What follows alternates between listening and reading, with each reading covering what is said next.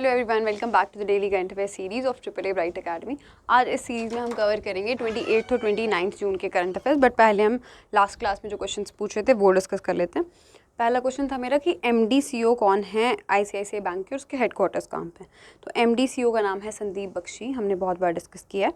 Headquarters के वडोदरा में, ठीक है, वडोदरा गुजरात में हेडक्वार्टर्स है। नेक्स्ट क्वेश्चन मैंने पूछा था कि इंडिया का फाइनेंशियल कैपिटल किस जगह को कहा जाता है, तो वो मुंबई को कहा जाता है। Okay.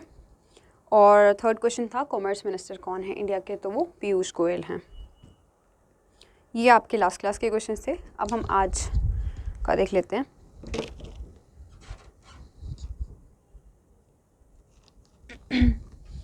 Importance of the day देखते हैं पहले। 28 जून को यानी पिछले कल national insurance awareness day celebrate किया गया था।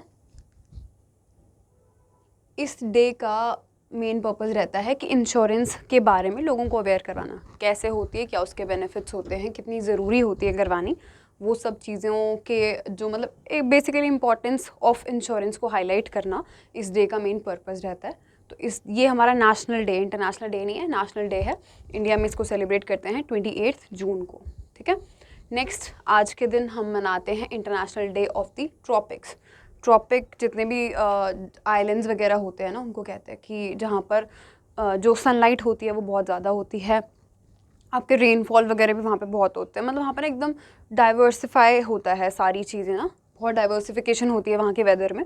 तो उसकी वजह से बहुत सारी चीज़ें हैं जो नुकसान भी करती हैं वहाँ पर। क्यों इतने ज़्यादा टेम्परेचर चेंज आते हैं ना, तो उनसे बहुत सारी मतलब नेचुरल चीज़ें अफेक्ट होती हैं वहाँ के। मतलब जैसे नेचुरल डिज़ास्टर्स वहाँ पर ज़्यादा होते हैं, तो ऐसी चीज़ें वहाँ के जो लोग होते हैं उनकी हैबिटेट को बहुत डिस्टर्ब कर देती हैं। तो वही सब चीज़ों की मतलब ट्रॉपिक्स में क्या क्या डिफ़िकल्टीज़ फेस करनी पड़ती है वहाँ के लोगों को, वो सब चीज़ों को हाईलाइट करने के लिए, और वो उससे थोड़ा बहुत भी हम कैसे बचें। क्योंकि ट्रॉपिक ऐसी जगहें होती हैं ना, ट्रॉपिक आइलैंड्स वगैरह, जहाँ पर मतलब बहुत सारी पॉपुलेशन होती है कम जगह में, तो वहाँ पर डिफॉरेस्टेशन वगैरह होती है, रेनफॉल वैसे नहीं होता। तो इसकी वजह से ना मतलब बहुत वहाँ का वेदर जो है और ज़्यादा अफेक्ट होता है, और वहाँ के लोग जो रह रहे होते हैं उनको बहुत प्रॉब्लम होती है। तो उसी के बारे में थोड़ी अवेयरनेस स्प्रेड करने के लिए और पेड़ वगैरह उगाने के लिए, ये सब चीज़ों के लिए ये वाले डे को सेलिब्रेट करते हैं, international day of the tropics. इन दोनों डेज़ की कोई थीम नहीं थी इस बार, तो ये है। नेक्स्ट, अब अपना पहला क्वेश्चन देखते हैं आज का। What is the name of the 2 countries that joined the Commonwealth group of Nations. अब कॉमनवेल्थ ग्रुप ऑफ नेशंस को 2 नई कंट्रीज़ ने ज्वाइन किया है। अफ्रीका की कंट्रीज़ हैं दोनों। क्या नाम है उनका? गैबन और टोगो। गैबन और टोगो। बाकी जो ऑप्शंस हैं, ये कंट्रीज़ ऑलरेडी मेंबर हैं कॉमनवेल्थ ग्रुप की, और ये 2 जो नई अफ्रीकन कंट्रीज़ हैं ये बन गई हैं नई members Commonwealth group of Nations की, ठीक है। इसकी थोड़ी डिटेल्स देखते हैं। ये जो 2 कंट्रीज़ हैं, 55th और 56th मेंबर बनी हैं। मतलब यहीं से क्या पता लग रहा है हमारे को कि 56 इसमें टोटल मेंबर्स हैं कॉमनवेल्थ ग्रुप ऑफ नेशंस में। तो 55th और 56 बन गई हैं ये दोनों कंट्रीज़। और किस दौरान ये जो मीटिंग, किस मीटिंग के दौरान इस चीज़ की अनाउंसमेंट हुई है कि ये दोनों कंट्रीज़ मेंबर बनी हैं? Commonwealth heads of government meeting, CHOGM 2022, इस बार की जो मीटिंग हुई है इनकी, उसी में ये अनाउंस किया कि ये 2 कंट्रीज़ अब मेंबर्स हैं। तो ये जो मीटिंग थी, ये 26th मीटिंग थी इस बार। और कहाँ पर हुई है ये? किगाली में। किगाली जो है वो रवांडा का कैपिटल है, ठीक है। और वहाँ पर 20 से लेके 25 जून के बीच में ये मीटिंग हुई थी। और रवांडा के जो नए प्रेसिडेंट हैं पॉल कगामे, ये जो हैं चेयरमैन थे इस मीटिंग में, ओके। और इस मीटिंग की एक थीम भी थी। अब क्योंकि मीटिंग पे ही सब कुछ बेस्ड है, इसमें ना आपके ये क्वेश्चन भी बन सकते हैं कि कौन कौन सी नई कंट्रीज हुई हैं इसमें ऐड, और साथ में ये क्वेश्चन बन सकता है कि ये जो मीटिंग है कॉमनवेल्थ की, ये कहाँ पर हुई है। ये भी हो सकता है आपसे ये पूछे ही ना कि कोई नई कंट्रीज़ भी ऐड हुई हैं, ये भी पूछ सकते हैं कि कॉमनवेल्थ की जो इस बार की मीटिंग थी वो कहाँ पर हुई थी। तो वो रवांडा में हुई थी, under the chairmanship of Rwanda के जो प्रेसिडेंट हैं पॉल कगामे। और थीम क्या थी इस मीटिंग की? Delivering a common future, connecting, innovating, transforming. ये जो है थीम थी इस बार की। अब क्योंकि ये जो 2 कंट्रीज़ ऐड हुई हैं, इनके साथ साथ ना इनकी थोड़ी सी जो स्टैटिक होएगी वो भी हमारे लिए इंपॉर्टेंट है इन्फॉर्मेशन। तो गैबन की अगर बात करें, वहाँ की कैपिटल लिबरविल है, ठीक है। लिबरविल वहाँ की कैपिटल है। करेंसी है सेंट्रल अफ्रीकन CFA फ्रैंक, ये वहाँ की करेंसी है। टोगो का देखें तो कैपिटल है लोम और करेंसी है वेस्ट अफ्रीकन CFA फ्रैंक, ठीक है। अब नेक्स्ट क्वेश्चन देखते हैं अपना, who has been appointed as the new chairman of Central Board of Direct Taxes. ये आपका बहुत इंपॉर्टेंट क्वेश्चन है एग्जाम पॉइंट ऑफ व्यू से। Central Board of Direct Taxes के चेयरमैन बना दिए गए हैं नए, तो क्या नाम है उनका? उनका नाम है नितिन गुप्ता। नितिन गुप्ता को बना दिया गया। बाकी नाम भी आपको काफ़ी सुने से लग रहे होंगे, ये वाला तो हमने डिस्कस भी किया था लास्ट क्लास में। IB के चीफ बने, ये इंटेलिजेंस ब्यूरो के नए चीफ बने हैं तपन डेका। ओके, बाकी दो के बारे में हम आगे डिस्कस करते हैं। अब नितिन गुप्ता बन गए हैं चेयरमैन ऑफ CBDT। CBDT आपका central Board of Direct taxes है, ये अपेक्स बॉडी है इनकम टैक्स डिपार्टमेंट की इंडिया में। तो ये बन गए हैं चेयरमैन ऑफ CBDT। इसमें हमने थोड़ी सी और भी की हैं डिस्कस, जो भी अपॉइंटमेंट्स हुई हैं, जैसे CBDT चीफ पहले ही वाली पोस्ट। अब अगर आपने पहले भी न्यूज़ देखी होगी, शुरू से देख रहे होगे, तो आपको पता होगा कि हमने CBDT के चीफ की पहले भी एक बार डिस्कस की थी कि कोई अपॉइंटमेंट हुई है, बट वो एडिशनल चार्ज की अपॉइंटमेंट थी कि जो संगीता सिंह हैं, ये रेवेन्यू ऑफिसर ही हैं इंडिया की, इनको एडिशनल चार्ज मिला था CBDT के चीफ का जब JB मोहापात्रा जो थे उनकी रिटायरमेंट हुई थी। तो 30 जून को शायद ये 30 अप्रैल को में भी ये रिटायर हो गए थे, और तब से लेके अब तक संगीता सिंह जो हैं इस पोस्ट को होल्ड कर रही थी CBDT के चीफ की। अब ये पोस्ट के लिए फाइनली किसी को प्रॉपर अपॉइंटमेंट हो गई है किसी की, तो वो नितिन गुप्ता की हुई है। ठीक है, ये भी आपको याद रखना है, पूछ सकते हैं कि संगीता सिंह अभी तक के लिए इसमें एडिशनल चार्ज इनको मिला था इस पोस्ट का। तपन डेका की अगर हम बात करें तो वो न्यू IB के चीफ हैं, ये हम डिस्कस कर चुके हैं। उन्होंने रिप्लेस किसको किया है? अरविंद कुमार को। रिप्लेसमेंट्स या किसको आप सक्सीड कर रहे हो, किसको कौन सी अपॉइंटमेंट किस को रिप्लेस कर रही है, वो भी आपको याद रखना होता है। तो अरविंद कुमार को रिप्लेस करके तपन डेका बने हैं IB के नए चीफ। समंत कुमार गोयल जो हैं, जो अभी रॉ के चीफ थे, ये भी हमने डिस्कस किया था, इनको एक्सटेंशन मिल गई है 1 साल की। तो अगर बात करें कि चीफ कौन है रॉ के आपका रिसर्च एंड एनालिसिस विंग के, तो वो हैं समंत कुमार गोयल। ठीक है, नेक्स्ट है दिनकर गुप्ता, इनको अपॉइंट कर दिया गया है as the new chief of National Investigation Agency. ये काफ़ी इंपॉर्टेंट इंस्टीट्यूशंस है, काफ़ी इंपॉर्टेंट पोस्ट हैं, तो इसको हमने एक ही इसमें स्लाइड में डिस्कस कर लिया है। दिनकर गुप्ता की अपॉइंटमेंट हुई है as the new chief of National Investigation Agency के चीफ। ओके, और नेक्स्ट है हमारे पास कि former foreign secretary Shyam Saran जो हैं, उनको इलेक्ट कर दिया गया as the president of India international Centre. ठीक है, इंडिया इंटरनेशनल सेंटर का प्रेजिडेंट बना दिया गया है फॉर्मर, ये फॉरेन सेक्रेटरी भी रह चुके हैं इंडिया के, श्याम सरन। ठीक है, इनको बना दिया गया है इंडिया इंटरनेशनल सेंटर का प्रेजिडेंट। नेक्स्ट क्वेश्चन हमारे पास है, which fintech company has launched new wearable ATM cards and offline UPI। Following में से कौन सी एक फिनटेक कंपनी ऐसी है जिन्होंने वेरेबल ATM कार्ड्स, ठीक है, जो मतलब वेयर किए जा सकते हैं कार्ड्स, ऐसे कार्ड्स, अब मैं बताती हूँ आगे कि किस फॉर्म में है वो, और ऑफलाइन UPI जो आपका यूनिफाइड पेमेंट इंटरफेस है, उसको ऑफलाइन बिना इंटरनेट के आप उसको एक्सेस कर पाओगे, ऐसा एक फीचर फॉलोइंग में से किसी एक फिनटेक कंपनी ने किया है लॉन्च। तो किसने किया है वो? एस मनी ने। अब इन्होंने ये जो वेयरेबल ATM कार्ड्स हैं, ये रिंग्स और की चेन्स की फॉर्म में लॉन्च किए हैं। ठीक है, अभी हम डिटेल्स में देख लेंगे वो। एस मनी लॉन्च किया है UPI 123 पे। ओके, UPI 123 पे ये पेमेंट सिस्टम है एक, और साथ में वेयरेबल ATM कार्ड्स। अब UPI 123 पे जो है ये अलाउ करता है पीपल को, लोगों को, कि वो कैशलेस ट्रांजैक्शंस कर पाएँ विदाउट स्मार्टफोन्स और internet connections using feature phones. Feature phones में भी जो है वो अपनी कैशलेस ट्रांजैक्शंस कर सकते हैं फीचर फोन्स के थ्रू भी, ज़रूरी नहीं कि उसके लिए स्मार्टफोन ही हो। ठीक है, और बिना इंटरनेट कनेक्शन के भी ये जो UPI 123 पे है ये काम करेगा। The wearable ATM cards are gadgets designed as key chains and rings. ठीक है, वेरेबल है ATM कार्ड्स, तो किस फॉर्म में है? रिंग्स या फिर की चेन्स के फॉर्म में, और ये एनेबल करेंगे लोगों को कि वो कैशलेस ट्रांजैक्शन कर सके बिना अपना ATM कार्ड ATM तक ले जाए। ठीक है, या अपने स्मार्टफोन्स के बिना। ओके, इसी आपके गैजेट्स के through. The wearable ATM cards functions using application connected to smartphones. Smartphones में जो एप्लीकेशन होती है उसी के ही थ्रू ये जो है कनेक्ट करते हैं, और ट्रांजेक्शन्स यहाँ के थ्रू पॉसिबल होती है।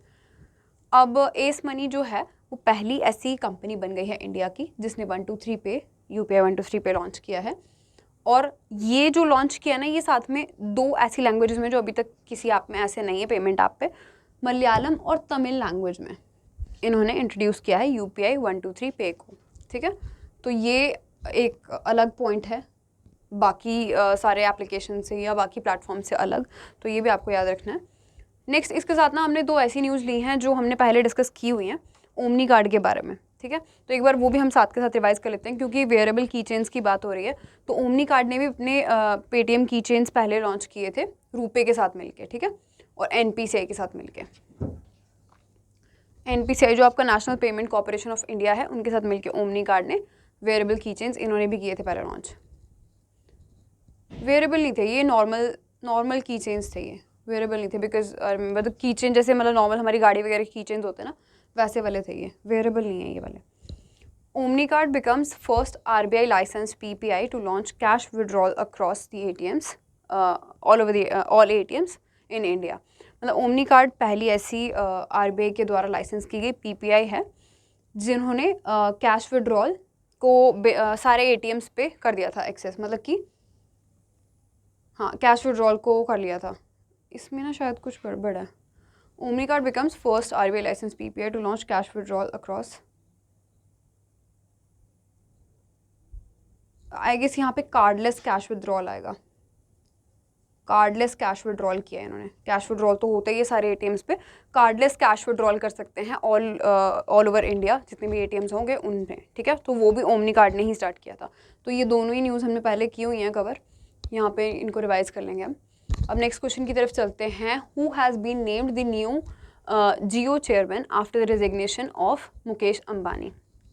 अब मुकेश अंबानी जो हैं उन्होंने जियो के चेयरमैनशिप से मतलब रिज़ाइन कर दिया है, तो उनके बाद किसका नाम आ गया है as the chairman of Jio company.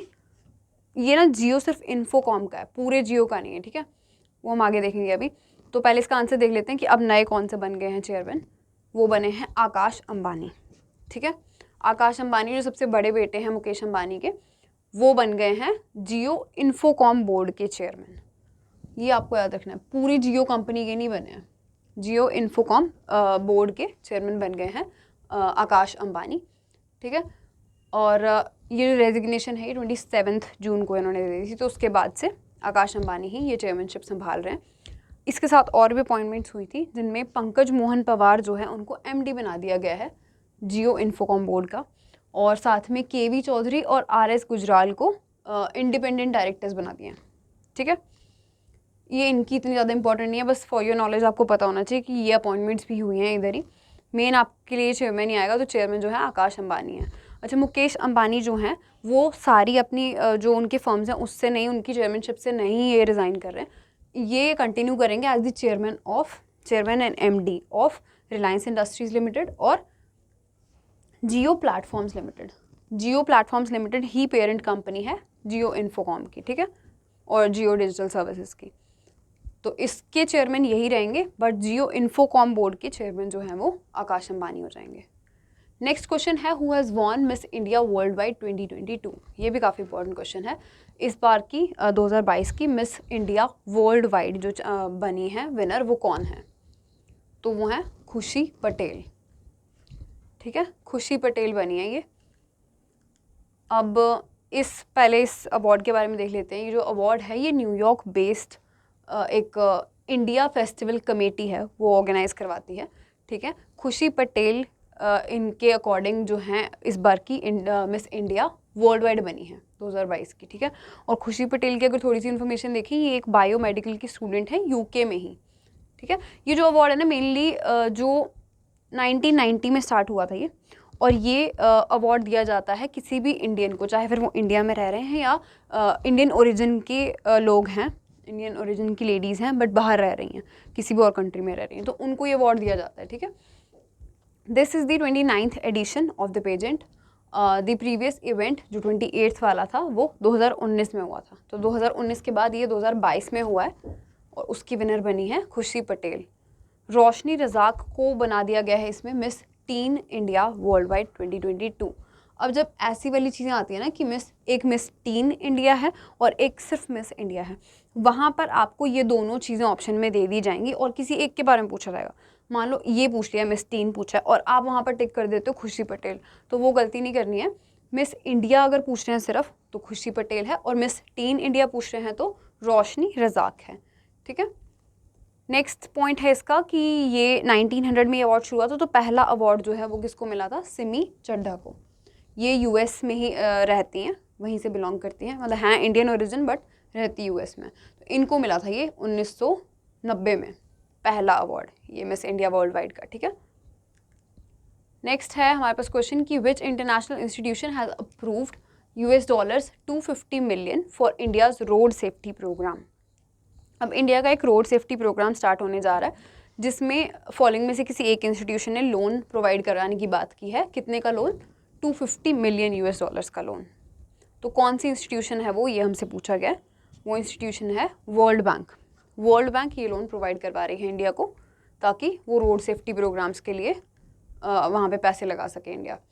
The World Bank has approved the financing of $250 million to support the India State Support Programme for Road Safety. ये इस प्रोग्राम का नाम है, India State Support Programme for Road Safety, a project by Indian government, ताकि road safety को और improve किया जा सके। ठीक है, ये जो प्रोजेक्ट है ये 7 स्टेट्स में इम्प्लीमेंट किया जाएगा। अब क्योंकि सिर्फ 7 स्टेट्स हैं, तो आपसे क्वेश्चन ये पूछ सकते हैं कि ऑप्शंस में इनमें से कोई एक का नाम नहीं देंगे और पूछेंगे कि फॉलोइंग में से कौन सी हैं जो उन 7 स्टेट्स में से नहीं है। तो सिर्फ 7 ही आप याद रख सकते हो इनके नाम: आंध्र प्रदेश, गुजरात, उड़ीसा, तमिलनाडु, तेलंगाना, यूपी, वेस्ट बंगाल। इन स्टेट्स में ये अभी अप्लाई हो जाएगा। वैसे ऐसे इतने कॉम्प्लिकेटेड क्वेश्चन आने के चांसेस बहुत कम होते हैं, बट स्टिल जितनी ज़्यादा इन्फॉर्मेशन आपको होगी उतना बेनिफिशियल रहेगा, क्योंकि अब लेवल बढ़ती जा रही है, तो आपको ये भी ध्यान रखना है। ठीक है, नेक्स्ट इसमें हमें बताया है कि it include setting up of single accident reporting number. अब ये जो एक प्रोग्राम रहने वाला है, ये रोड सेफ्टी को किन किन वेज़ में इम्प्लीमेंट करेगा या क्या क्या उसमें सुधार लाएगा, ये देख लेते हैं। इसके अकॉर्डिंग ना, मतलब इसके अंडर एक सिंगल एक्सीडेंट रिपोर्टिंग नंबर होगा। मतलब कि कोई भी एक्सीडेंट हो रहा है तो उसको एक ही नंबर ये लोग प्रोवाइड करवाएंगे कि इस नंबर पे आप कॉल कीजिए कहीं पर भी कोई भी एक्सीडेंट हो रहा है, तो ताकि वहाँ पर प्रॉपर्ली जो भी सुविधाएं हैं वो पहुँचाई जा सकें। और साथ में जो एम्बुलेंसेज होंगी, जो पूरी लाइफ सपोर्ट वगैरह वाली, जिनमें बिल्कुल प्रॉपर लाइफ सपोर्ट सिस्टम वगैरह सब कुछ होगा, वैसी सी एम्बुलेंसेज भी इसमें, उनका भी नेटवर्क बढ़ाया जाएगा। और साथ में फर्स्ट रिस्पॉन्डर केयर गिवर्स होते हैं, जो मतलब एम्बुलेंस में उस टाइम होते हैं, जो प्रॉपर उस टाइम की एकदम फर्स्ट एड वाली, जो एमरजेंसी वाली जो सिचुएशन होती है, उसमें जो जाके प्रॉपर फर्स्ट एड वाली जो चीज़ें होती हैं वो करते हैं, उनको भी प्रॉपर ट्रेनिंग दी जाएगी, ताकि जो विक्टिम्स हैं ऑन द स्पॉट वो उनको बचाया जा सके। ठीक है, तो ये इसके कुछ इंपॉर्टेंट पॉइंट्स हैं, इस प्रोग्राम में कवर होंगे। India State Support Programme for Road Safety, World Bank इसको स्पॉन्सर कर रहा है $250 million के साथ। नेक्स्ट हमारे पास क्वेश्चन है कि which state government has approved the formation of a joint venture with railway ministry to boost connectivity. अब रेलवे के थ्रू कनेक्टिविटी को बढ़ाने के लिए फॉलोइंग में से किसी एक स्टेट ने ना जॉइंट वेंचर लॉन्च किया, मतलब जॉइंट वेंचर बनाने की बात की है रेलवे मिनिस्ट्री के साथ। ठीक है, तो हमसे ये पूछा गया कि कौन सी स्टेट है वो जिसने ये जॉइंट वेंचर रेलवे मिनिस्ट्री के साथ किया है। असम ने। ठीक है, असम में रेलवे की कनेक्टिविटी को और बढ़ाने के लिए जॉइंट वेंचर साइन हुआ है। The Assam government has approve the formation of a joint venture, जिसका नाम क्या है इस वेंचर का? जॉइंट वेंचर है मतलब कि 2 कंपनीज़ मिलके या 2 कोई भी इंस्टीट्यूशंस, या जैसे ये तो रेलवे मिनिस्ट्री है, एक मिनिस्ट्री है, एक और एक इंस्टीट्यूशन या एक गवर्नमेंट है, वो मिलके कुछ भी एक चीज़ फॉर्म करे, कोई एक कंपनी फॉर्म कर रहे होते हैं या ऐसा वेंचर फॉर्म कर रहे होते हैं, उसको बोलते हैं जॉइंट वेंचर। तो इनके जॉइंट वेंचर का नाम क्या है? Assam rail infrastructure development corporation limited. ठीक है, ये बनेगी between the government of Assam and railway ministry, ताकि रेलवे कनेक्टिविटी को बढ़ाया जा सके असम में। अब इस एक वेंचर के अंडर क्या होगा, जो असम गवर्नमेंट है उसका शेयर कितना होगा, वो मेजॉरिटी स्टेक होल्डर रहेगी इसमें 51% के साथ। ठीक है, मेजर स्टेक जो होगा, शेयर जो होगा, वो होगा असम गवर्नमेंट का, और रेलवे मिनिस्ट्री का 49% होगा। आउट ऑफ दी 100, 51 असम का, 49 रेलवे मिनिस्ट्री का। अच्छा, इस वेंचर का क्या होगा कि इसमें ना स्पीडी इम्प्लीमेंटेशन होगी, जितने भी रेलवे के अभी प्रोग्राम्स वहाँ पर चल रहे हैं, प्रोजेक्ट्स चल रहे हैं, उनकी स्पीडी इम्प्लीमेंटेशन हो सके। प्रॉपर जितना भी पैसा अलॉट किया गया है किसी एक प्रोजेक्ट के लिए, वो प्रॉपर जगह पे लग रहा है या नहीं लग रहा, वो सब चीज़ें इस एक वेंचर के मतलब अंडर देखी जाएंगी, और उसको प्रॉपर पैसा जगह पे लगाया जाएगा। ठीक है, तो इस तरह से जो वहाँ की रेलवे कनेक्टिविटी है उसमें थोड़ा और इम्प्रूवमेंट लाएंगे। अब पॉइंटर्स देख लेते हैं आज के। The Ministry of Housing and Urban Affairs organized a virtual event to celebrate 7 years of प्रधानमंत्री आवास योजना अर्बन वाली, ठीक है। 7 साल पूरे हो गए हैं प्रधानमंत्री आवास योजना को, जो अर्बन वाली है उसको, तो उसकी सेलिब्रेशन करने के लिए एक ऑनलाइन इवेंट हुआ है, वर्चुअल इवेंट हुआ है, जो ministry of housing and urban affairs के द्वारा चलाया गया था। और इसमें मतलब जितने भी इसकी इनिशिएटिव्स हुए हैं इस एक स्कीम के अंडर, उनको हाईलाइट किया, उनको दोबारा याद किया है, ठीक है।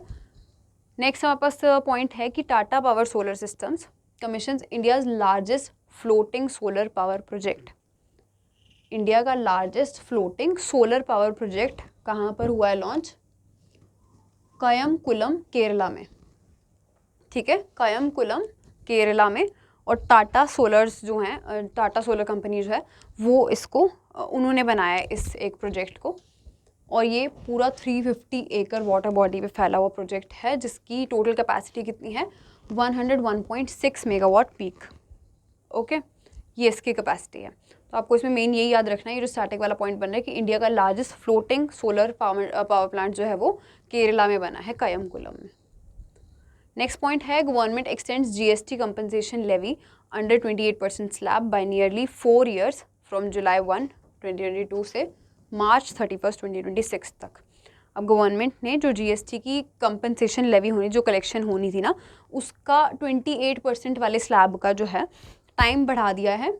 अभी वो ख़त्म होने वाला था कब? 1 जुलाई 2022 को, बट अब उसको एक्सटेंड कर दिया गया है 31 मार्च 2026 के लिए। 4 साल उसको और आगे बढ़ा दिया गया, तब तक ये जो कंपनसेशन है इसको हम कलेक्ट कर सकेंगे, मतलब गवर्नमेंट इसको कलेक्ट कर सकेगी। ओके, नेक्स्ट पॉइंट है कि RBI approves SBI's establishment of an operations support subsidiary.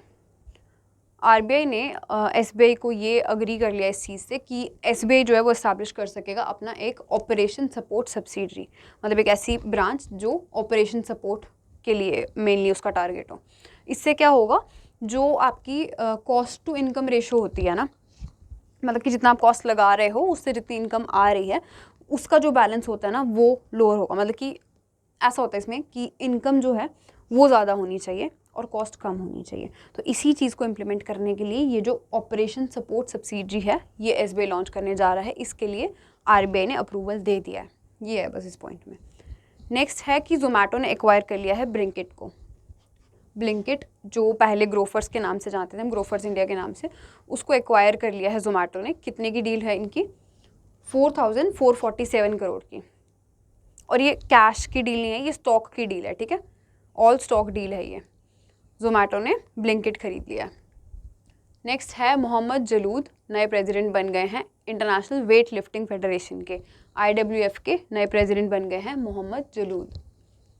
Next है कि फॉर्मर सेल चेयरमैन, जो आपका steel authority of India limited है उसके चेयरमैन रह चुके थे ये पहले, वी कृष्णमूर्ति, इनकी डेथ हो गई है।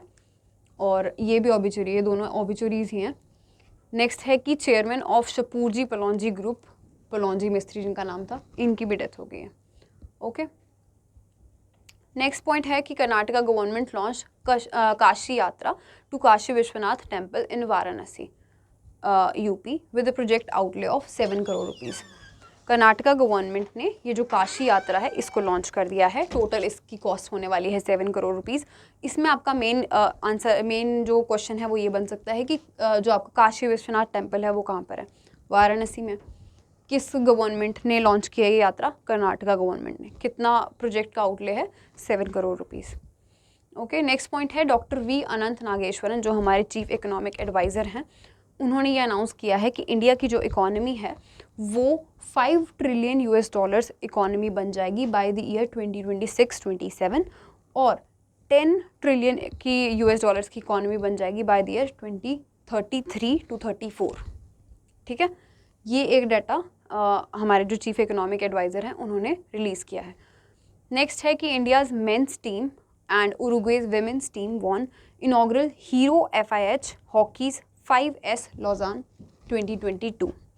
ये एक चैम्पियनशिप थी हॉकी की जिसमें इंडिया की जो मेंस टीम है वो भी जीती है और उरुग्वे की विमेंस टीम जीती है।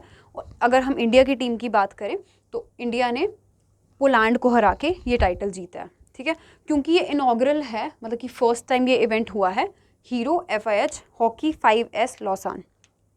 तो ये इंपॉर्टेंट है और इसमें इंडिया भी जीता है इसलिए भी इंपॉर्टेंट है, तो ये भी आपको याद रखना है। पोलैंड को हरा के इंडिया जीता है, ठीक है। अब क्वेश्चंस देखते हैं आज के। कॉमनवेल्थ सेक्रेटरी जनरल बताना है आपने मुझे कौन है। नेक्स्ट बताना है SBI के चेयरमैन, बहुत ईजी है। और थर्ड बताना है गवर्नर ऑफ असम कौन है। ये 3 क्वेश्चंस हैं। इनमें आपको आज की न्यूज़ में कोई भी कन्फ्यूजन है तो आप कमेंट सेक्शन में पूछ सकते हैं। मैं आपसे नेक्स्ट क्लास में मिलूंगी, तब तक के लिए बाय।